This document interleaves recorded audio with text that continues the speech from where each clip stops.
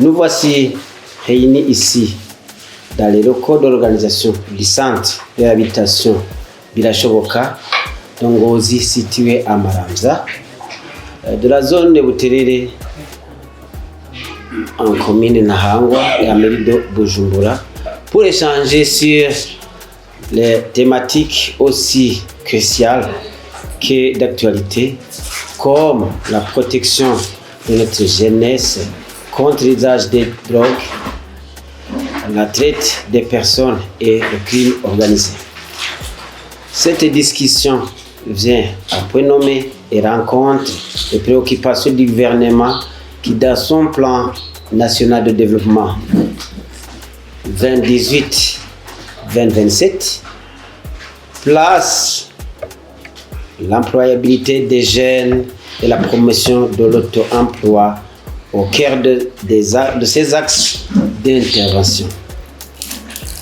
En effet, dans l'axe stratégique 7 qui parle de l'emploi décent de jeunesse, la priorité est donnée au renforcement de l'encadrement et de l'insertion socio-économique de la jeunesse. Or, celle-ci ne saurait décemment se développer que si elle se distancie de l'usage des substances psychoactives et de la participation aux actes relatifs à la criminalité organisée et à la traite humaine dont elle est parfois victime. Distingués invités, mesdames, messieurs, suite au manque de l'encadrement et au manque d'opportunités d'emploi, certains de nos jeunes des zones et surtout urbaines se livrent à des activités illégales telles que l'usage des drogues sous différentes formes, le vol, les opérations de gangsters, les enlèvements, les viols, etc. Cet acte s'apparente aux crimes organisés que le code pénal burundais qualifie plutôt d'association des malfaiteurs. Dans cet endroit de la ville de Bujumbura, les jeunes usagers de substances psychoactives opèrent en équipe pour voler divers objets dans les voitures garées sur la chaussée. Parfois aussi, les jeunes opèrent au sein de leur famille pour voler et vendre des objets ménagers. Le produit de la vente de ces biens volés sert bien souvent à l'achat de substances psychoactives consommées en équipe et dont le coût reste assez cher. Des cas de viol collectif commis par des usagers de drogue sont également rapportés, ce qui démontre le lien qui peut exister entre les usagers de drogue et les associations de malfaiteurs ici au Burundi. D'autres jeunes deviennent victimes de trafic humain dans des pays de la sous-région comme en Tanzanie, au Kenya, en Ouganda, à Mozambique, en Afrique du Sud aussi. Ils migrent aussi vers le Moyen-Orient, en Asie et en Europe.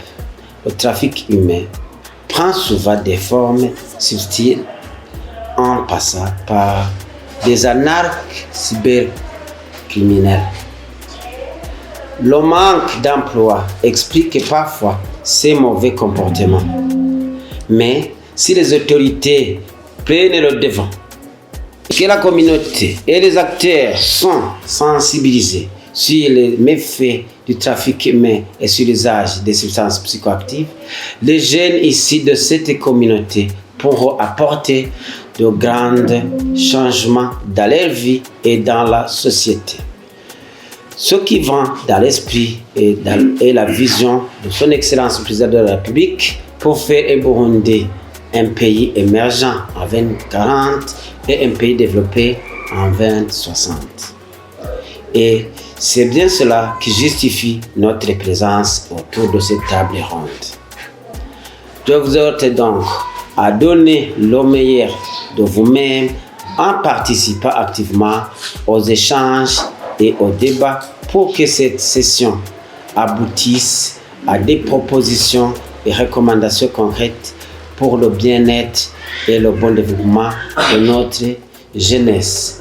Distingués invités, Madame, Messieurs, je ne saurais clore mon propos sans remercier vivement le Centre de réhabilitation de la Shoboka Ndongozi qui a pris l'initiative de l'organisation de cette importante rencontre autour de ces thèmes d'actualité qui concernent notre jeunesse et qui concernent également en tant qu'autorité, acteurs et parents.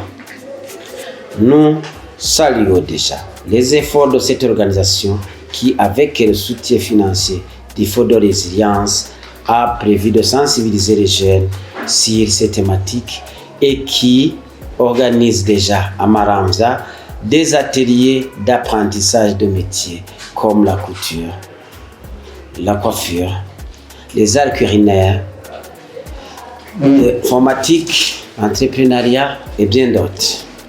Je ne peux que lui souhaiter d'aller toujours de l'avant.